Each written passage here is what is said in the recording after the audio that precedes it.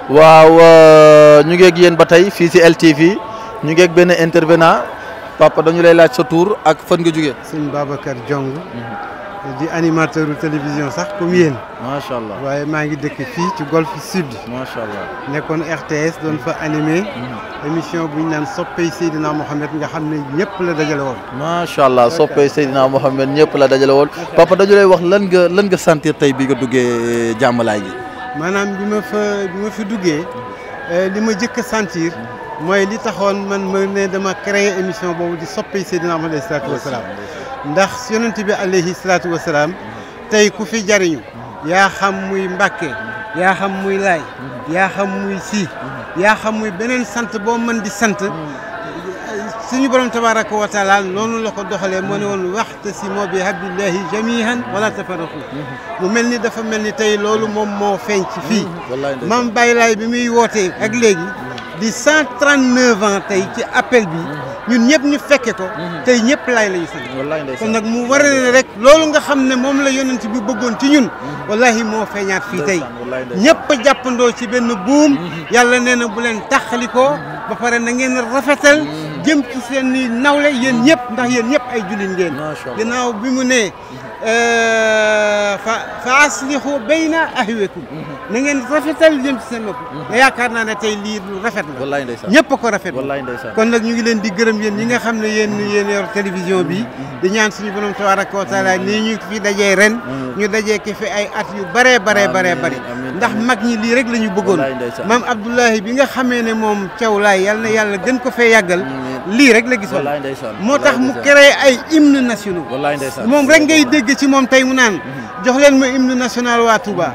jox leen ma hymne national waa Ndiassane jox leen ma hymne national waa Thiénaba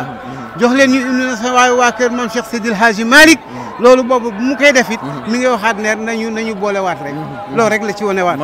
lii nag moo wanewaat ne tey Sénégal benn bopp la kenn mënu ko xar ñaar nañu fexe ba di yëkkati kàddu yu rafet ni muy kàddu yu jàmm kàddu yi ñeel l'islam bi ñeel diine yëpp ndax jàmm suñu borom tabaraka wa taala mag ñu baax ñëpp dañ ne moo gën fii waaye moo gën alaxira gën jëm te yàlla mi nga xam ne sama borom dafa bëgg jàmm ci boppam da koo bañ ba tudde ko boppam assalaam ne allah arrahman arrahim almalik alxudus assalaam kon nag kooku bëgg na ñu am jàmm kon yàlla nañu yàlla defal jàmm jaay seen am jërëjëf Laay Matar ndax ku fi ñëw ak weex-weex yi nga xam ni lépp benn la Laay Matar macha allah rabbi jërëjëf Laay Matar kon ñu laay Mamadou Laay Matar ñu ngi dellu ziar naka appel bi sant yàlla alhamdulilah tout se passe bien waaye appel bi lan moo si sa liggéey ak sa taxawaay waaw ñooy yore commission communication bi xam nga lu mel nii boo wooyee ay nit ñu ñëw faut nga am noo ko organiser surtout ci wàllu média il faut organiser la presse ñi ñëw journaliste yi moom ma leen orienté wax leen lan mooy solos appel bi wax leen également lan moo war a nekk taxawaay ci wàllu diine bi ak yooyu yëpp donc loolu suñu rôle mooy vraiment organiser la presse ñu fexe ba nun leen gérer ba vraiment liggéey li ñu soxla ci information ñu mën ko jot mais dans les conditions les meilleures quoi léegi noo gisee woote bi comme engouement bi mu am ak nit ñi mbooloo bi fi dal waaw xam nga sëñ bi wax na ko léegi ci discours am loo xamante ne biñ koy célébrer pour la première fois Baye Seydi Thiaw yàlla na yàlla dolli leeram moom moo ko initié woon parce que l'imam bi mu wootee ba léegi y a pas eu amul action de communication mais bi Baye Seydi Thiaw ñëwee nekk ci xilaafa bi ci la organiser woo mu ne kat sama woote maam bi faaw ñu siiwal ko ci la mooy moo doon centenaire bi ba tey ñuy wax 139e anniversaire moo lay wan ne yëf yi dem na kanam te xam nga mbooloo bi ñëw daaw jéeg ak bi ñëw ren du nekk benn te boo xoolee at bu ne dafay yokk sëriñ bi wax na ko léegi bu dul woon dëgg du am tànku kanam bu dul woon dëgg du am dayoo bi mu am bu dul woon dëgg du toll nii mu toll bu dul woon dëgg tamit nit ñi duñu intéressé wu ci li ma am tey ji média yi boo xoolee média yi muy réseaux sociaux yi muy média classique yi ñëpp ñu ngi daw si di ñëw di xool di xeeñtu li ma mu woote woon parce que borom xam-xam yi man du ma dugg ci biirum xam-xam mais borom xam-xam yi wax nañ ñu ngi ci werante nañ ci mais tey jii kenn mënu la ñëw andil la dindil la li nga xamante ne moom la limaamu woote woon moom la limaa la waxoon au contraire dañuy ñëw pour confirmer te yaakaar naa appelu ren bi c'est l'appel de la confirmation parce que Mamadou Amine wax na ko léegi nee na boo xoolee at bi limaamu woote woon li mu fi dundoon muy 66 ans nga yokk ko 73 ans yi nga xamante ne moom la Seyna Issa mii dund mooy 139 donc appelu ren bi c'est l'appel de la confirmation donc wax na aussi ci muxlisaat yi nga xamante ne moom yonent bu ne booy ñëw dangay àndaale ay muxlisaat nga wax nu muy demee li tax ñuy confirmer sa prophétie maanaam yonent donc loolu yëpp yaakaar naa ne feeñal na ko donc muy discours yu am solo beneen discours bi njëkk mooy bu Seyna Issa di coordonnateur général boobu tam gis ngeen ne am na solo il est revenu sur le thème parce que thème bi mooy cohésion sociale parce que Sénégal li ko tënk mooy cohésion sociale boobu bis bu fi génnee bis bu fi demee li dal yi réew yi ngay dégg guerre civile daf fi ñuy dal mais yàlla suturaal nañu ba suñu tarixa suñu nitu diine parce que du ay julli rek nekk ci réew mi mais ñëpp fu ñu mën nekk si àddina ñu ngi saafonte ñu ngi demalante ñun Cambérène muy Yoff muy feneen fu ñu woote gis yeneen tarixa yi ñëw loolu mooy cohésion sociale donc loolu lu am solo la ci appel bi te lu ñu war a cultiver la gis nañ tam président de la République discours am à la nation il a parlé de cohésion il a parlé de dialogue il a parlé de citoyenneté loolu nag yëpp boo ko xoolee loolu moo tànk réew mi loolu mooy cohésion sociale su amul rek cohésion sociale bu amul jàmm du am tee du am. jërëjëf Tonce xam naa say gan ñi ngi lay xaar. waaw jàmm xew looy wax ci LTV. xanaa di leen ñaanal rek ngeen jëm ci kaw ci kanam. ndax li ngeen def am na solo. ndax lépp luy jëm ci wàllu communication di siiwal woote bi. wala lu jëm ci wàllu diine rek nit ñi dañ koy sant di ko gërëm am na solo wax dëgg yàlla. ñu leen di ñaanal ngeen jëm ci kanam. jërëjëf tonton jërëjëf merci beaucoup. laay yaay booy na def. noo tur bi nan la. tur bi Binta Ñang la. tey noo gisee fi nga xamante ne fii lañ ubbee woote sang ba xayru naas maam libaas ngeen gën fu fii li nga xamante ne mooy xabru yonente yàlla Isa. xanaa kontaan rek ma ne ko xanaa kontaan rek at mu jot day gën a yokk ma ne ko at mu jot day gën a yokk ñoo ngi ñaan ci yàlla rek di ko fekkee at yu bari. amiin amiin yal na yàlla nangu liñ fi ñaan. amiin amiin yal na yàlla yokk leeram. yàlla nangu liñ fi ñaan. ñaanal nañ ñëpp. ñaanal nit ñi ne bitim réew. ñaan ñi nekk Sénégal. yàlla na fi yàlla def jàmm def fi ay xéewal sant nañu bu baax jërëjëf sant nañu bu baax jërëjëf yaay booy Laay Maxtaar waaw Laay Maxtaar tur bi nan la Ndeye Marème Kese tey bés bi noo ko gisee xanaa sant yàlla rek ndax bis bi yàgg nañ fi ñëw di ko fekkee rawatina tey mu nekk 139e di ñaan yàlla lépp lu nga xam ne ñaan nañ ko fi yàlla na baawaan ci Sénégal gii nga xam ne Macky Sall nee na jàmm la fi bëgg yàlla na baawaan ba ñëpp am jàmm ñi nekk Sénégal ak ñi nekk bitim réew ak ñëpp yàlla may ñëpp wér a xéewal gu baawaan ci barke bés bis bi ci ndax Baay Laay li mu wuti woon buytulu ko kenn ndax daf ni ajiboo daay laay boobu yaa maasaral jinni wal insi yaa maasaral jinni wal insi boobu moo tax fii ñëpp fii ñëw moo tax ku yabu rek lii rek firnde la ndax jëf yi bu nekkoon ay neen du egsi ba fii rawatina muy nekk ba am téeméeri at ak fanweer ak juróom-ñeent ndax loolu waay di def te du dëgg yàlla da koy nax saayal rawatina li nga xam ne bam ko dalee def ba tey nit ñi yokkute rek lañ ci gis rawatina ñun ñii nga xam ne chaque année ñu fekke ko di ñaan yàlla fekkele ñu ko ay ati at kenn bañ koo wuute ci barke Seydina Mohamed sallallahu alayhi wa sallam ci barke Baye Laye. jërëjëf yaay booy yaa ngi nii ba léegi ci LTV ñu continuer wax rek continuer liggéey bi ñu demaat ci kanam jëlaat yenn reportage papa maa ngi lay ziar. ñu ngi delloo ziar ku baax ki tur bi nan la. ñu ma gën a xam ci sëñ Sidi Diop. foo jóge maa ngi jógee jàmm gën. Caaroy. guy ga. fa laa bàyyi ko macha allah. ban jàngat nga am ci woote sang ba xayru naas maam libaas ñiin gën foofu. waaw bisimilah inna waliyallah wa ma tawfiqi illa billah bisimilahi rahmaani rahim barke borom Tuba barke maam Cheikh Issa Diène sama yaakaar teeg ëllëg li ma gën a ñor ci bis bi te it li ma ci gën a am importance bokk na ci lenn mooy sama yaakaar teeg ëllëg maam Cheikh Issa Diène ak sëñ bi ak ki nga xamante ne moom moo waral bis bi tey moo waral tey ñëpp teew fii képp ku di julli rek ak képp ku naan ashadu an la ilaha illallah maanaam tur yi nga xamante ne bokk na kook sama sëriñ tur muy maam Cheikh Issa Diène nga xamante ne mën naa ne ñoom ñaar ñoo bokk ki leen tuddee mu Seydina Issa kon nag buñ fi teewee ci teewaay joo xamante ni lenn rek la moo ko waral muy ak amala bi nga xamante ni ak kóllëre bi nga xamante ni yoonu Laayeen ak maam kër borom Touba maam kër Seexul Xadim kër sëñ Touba yaakaari jàmm ñi am na ko diggante ak njabootu Laayeen muy kóllëre goo xamante ni ak maanaam sopp goo xamante ni ak bëggante goo xamante ni dox na seen biir nga xamante ni dem na ba ay seen njabootu Laayeen jël nañ ay doom tuddee ko suñ Cheikh Gaynde Fatma mi nga xamante ne mooy taawu sëñ Modou Moustapha moom Xaadim Rasulullah yaakaari jàmm ñi loolu tax na ma gën a am yitte ak bëgg ak maanaam dogu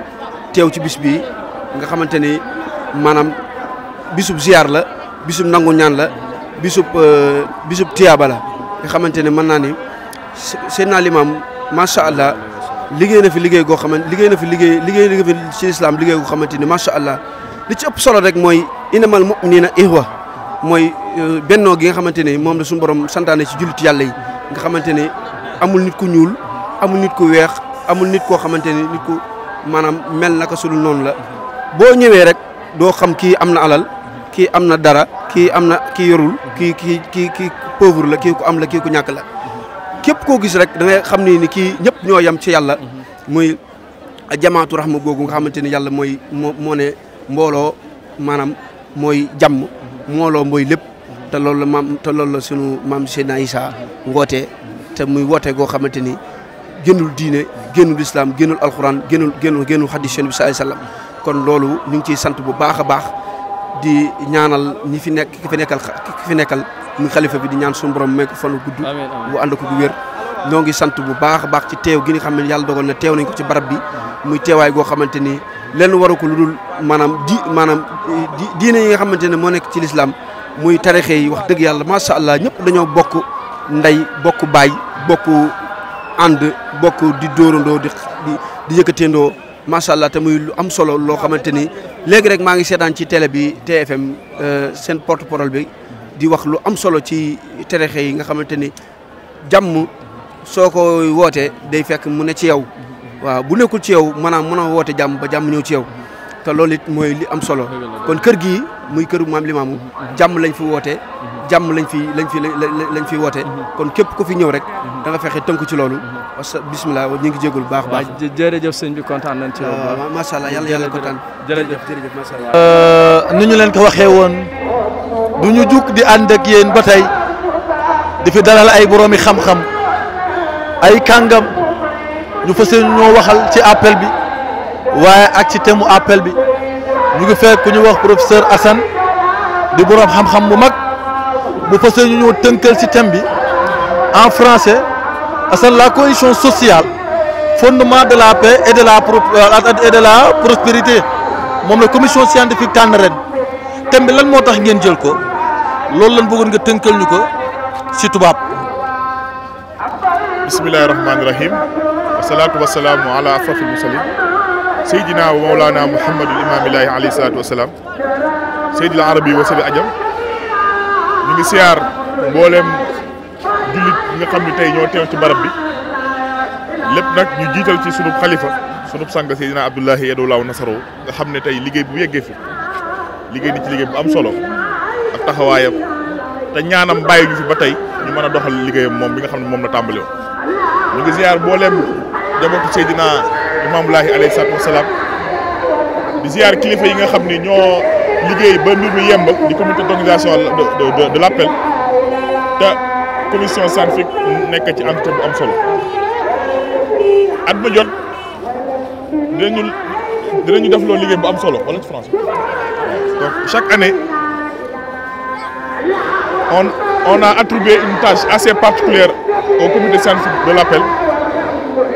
de pouvoir dénicher parmi les soubresauts qui secouent le monde actuel, de pouvoir se poser une problématique pour en apporter une solution en s'inspirant des enseignements du Mahdi Seydina Limamou Laye alayhi salatu wassalam. Comme chaque année, nous avons passé en peigne fin les maux qui secouent actuellement le monde. Et nous avons pu nous dire qu'aujourd'hui, de plus en plus sont constatés des phénomènes jadis méconnus dans le pays, mais surtout à travers le monde. Aujourd'hui, on constate de plus en plus des replis identitaires qui se font au niveau des communautés. Nous constatons de plus en plus des instincts de domination par les médias, par la politique, par la violence d'un groupe humain envers un autre. Nous constatons de plus en plus des organisations de groupes fantaisistes, dites islamistes, qui arbore un comportement sanguinaire envers des communautés croyantes, et cela ne doit pas exister. C'est pourquoi le comité scientifique a jugé nécessaire de se poser une question en s'inspirant des enseignements du Mahdi pour apporter une solution à ces maux qui est la cohésion sociale, fondement de la paix et de la prospérité. Les Arabes vont dire pour dire aujourd'hui, si nous voulons cultiver la paix entre nous, si nous voulons espérer la prospérité dans nos communautés, il nous faut absolument se tolérer, s'accepter et de se parler et de se rendre visite mutuellement, comme le Saint Sayyidina Limamou alayhi salam l'a illustré dans ses sermons. Je vous recommande de renforcer vos relations par l'amour, car les habitants du paradis s'aiment. Sayyidina Limamou a voulu instaurer une humanité assez particulière, qui sont unifiés par l'amour à Allah subhanahu wa ta'ala, ou bien j'allais dire par l'affiliation à Allah subhanahu wa ta'ala, pour faire taire nos diversités, pour faire taire nos incompréhensions, pour privilégier le dialogue et la foi absolue envers Dieu subhanahu wa ta'ala. Durant toute sa vie, Sayyidina Limamou alayhi salam s'est illustré à travers un comportement exemplaire, imbu de valeurs humanistes. Au regard de son parcours et de sa vie et de ses enseignements, nul ne peut être plus accepté de dire aujourd'hui que les Layènes incarnent ces valeurs de tolérance et particulièrement vraiment de fraternité envers toute la Oumma islamique. Donc c'est l'occasion aujourd'hui, comme c'est le 139e anniversaire de l'appel Sayyidina Limamou Laye, de s'approprier de ces valeurs cardinales qu'ont incarné Sayyidina Limamou, mais aussi perpétuées par son fils Sayyidina Issa Rouhou Laye. Vous allez comprendre aujourd'hui que l'exemple de Sayyidina Issa en ces temps modernes augure des lendemains parfaitement matures pour nous dire aujourd'hui que partout dans le monde, les valeurs incarnées par Sayyidina Issa Rouhou Laye sont acceptées de tous, et plus particulièrement la communauté internationale, qui a eu à l'inviter au niveau en 1931 à Vincennes pour le décorer de ses mérites, mais aussi de son engagement citoyen, mais de son implication à toujours trouver des solutions aux problèmes que vivent ces populations. Sayyidina Issa Rouhou Laye n'a jamais parlé en son nom personnel, en son nom propre. Il a toujours unifié la Oumma islamique. Si vous vous posez des questions aujourd'hui sur les illustres personnages qui détenaient des daras coraniques au niveau de Cambérène, vous allez comprendre que Sayyidina Issa a toujours fait mainmise sur la diversité ethniciste, sur la diversité confrérique, mais aussi a toujours accepté l'humain en tant que créature sacrée de Dieu. Dans cette terre bénite de Cambérène, on côtoyait des personnes de religions différentes, qui travaillaient dans les champs, bien qui travaillaient dans les maisons, et qui étaient d'obédience chrétienne. Dans cette terre bénite de Cambérène,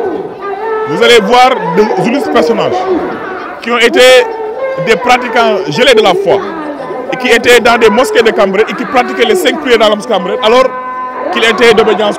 différente de la communauté Ahmadiyya. Des Mourides, des Tidjanes, des Niassènes ont côtoyé Sayyidina Issa Rouhou Laye en tant que guide, en tant que patriarche de la solidarité islamique. Je vais convoquer le soir pour dire que Sayyidina Issa Rouhou Laye a demandé à l'autorité coloniale de revoir sa politique agricole au bénéfice des populations autochtones. Parce qu'à ce moment, la culture vivrière, la culture de l'arachide était imposée aux colonisés pour développer les industries occidentales. Sayyidina Issa Rouhou Laye a introduit des réformes agraires, comme l'appellent les économistes, pour dire que Cambérène doit cultiver des légumes, des céréales, certes, des maraîchers, pour pouvoir nous assurer l'autosuffisance alimentaire. Et ça, je vous dis, c'est vers le début de cette millénaire, en quelque sorte. Dès le début de ce siècle. Parce que de 1909 à 1949, Seydina Issa Laye a révolutionné le monde. Par son tempérament, par son caractère rassembleur, par sa fermeté dans les obligations du culte, par son image qui incarnait une probité sans exception. Ce qui lui a valu d'être invité partout dans le monde, en France, à Madagascar, au Maroc, pour symboliser ce que, d'ailleurs, son prénom, on l'appelait le grand marabout de l'AF. Donc, cette cohésion sociale était une valeur sûre de Seydina Issa Laye. Aujourd'hui, à travers ces augustes personnages, à travers ces khalifes, Seydina Limamou continue encore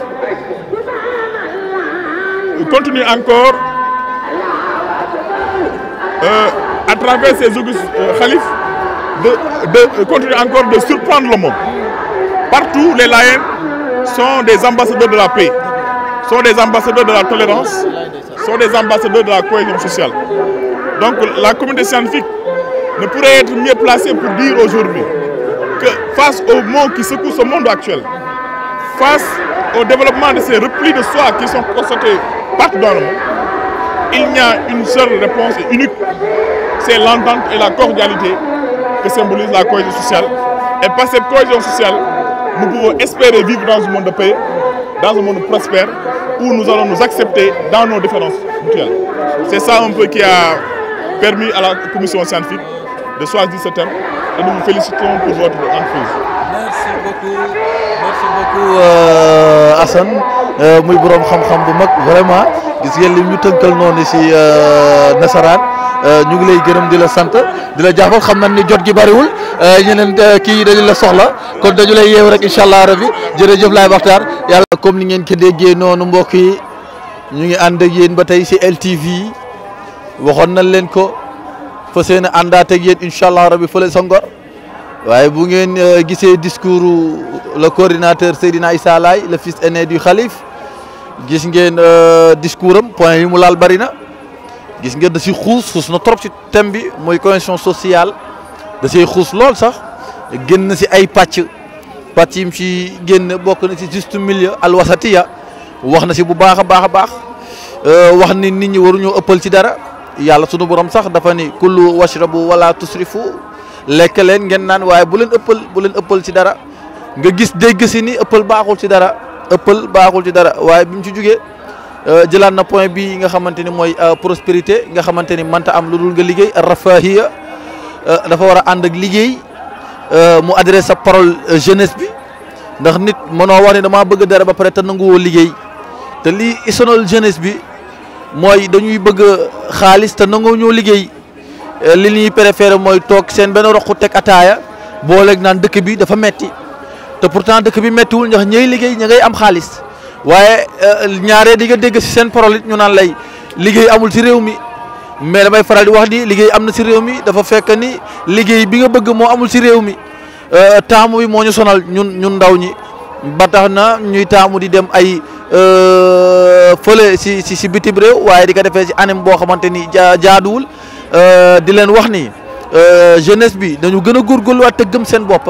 te xam ni liggéey bu ma mënti doon laay maxtaar naka sunu borom barkeel rek bu barkee incha allah rabbi te nga gëm ko boole kaak am responsabilité si li ngay def bëgg li ngay def si kàttanu yàlla bi mën nga see génn waaye bu fekkee li ngay def da ngay caaxaanantu ak di defantu moo baaxul dara si àddina kon jeunesse bi gis ngeen Seydina Issa Laye fils aîné du khalife wax na si loolu waaye waxaan na si pàcc boo xamante ne nii pàcc tamit bu am solo la mooy responsabilité ba jël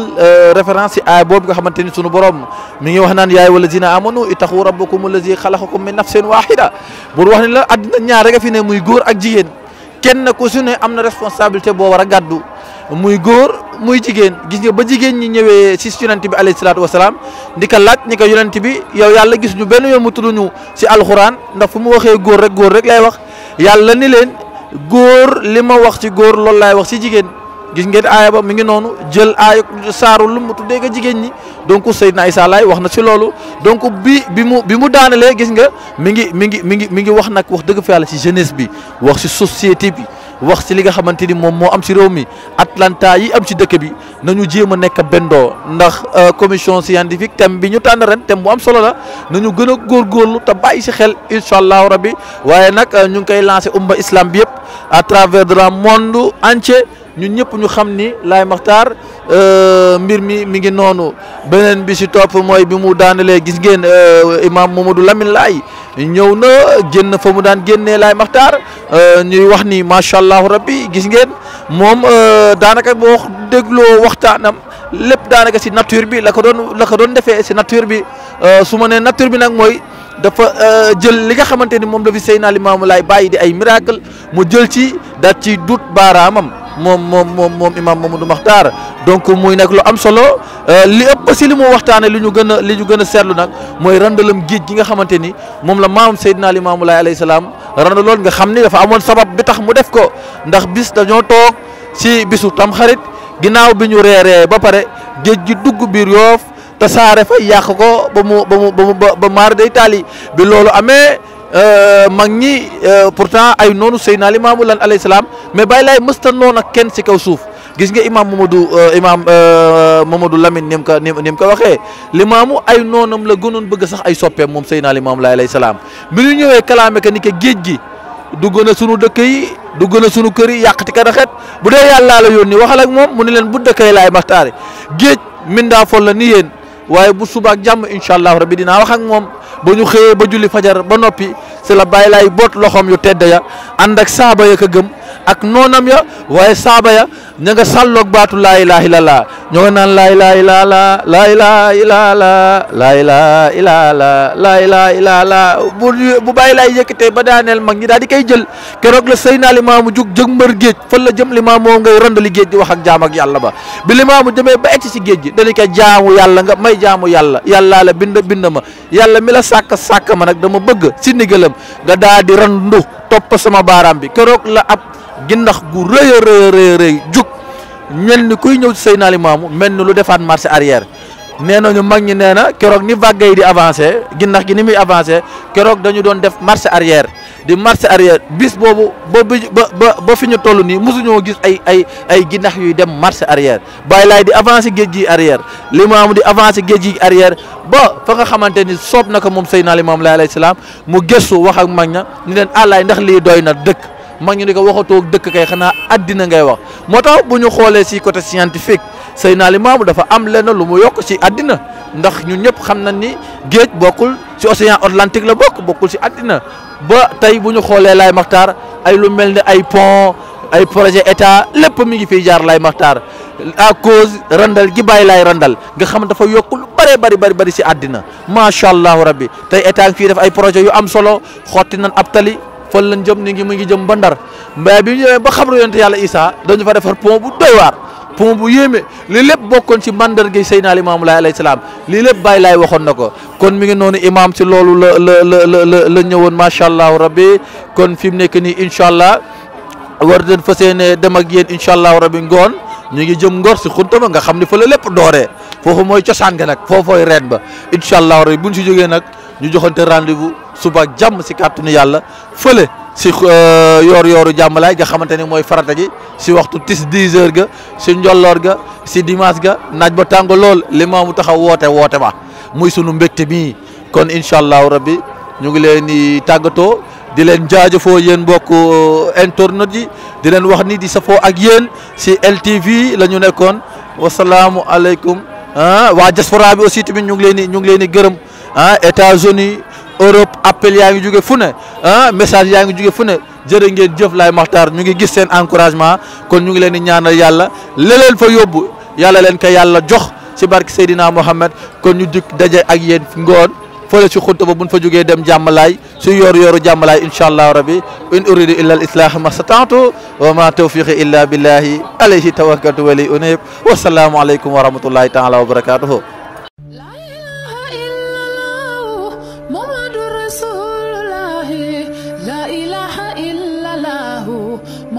Limaamu Laay la ilaha illallah ya jalilu ya kamalu la ilaha illallah Muhammadu Limaamu Laay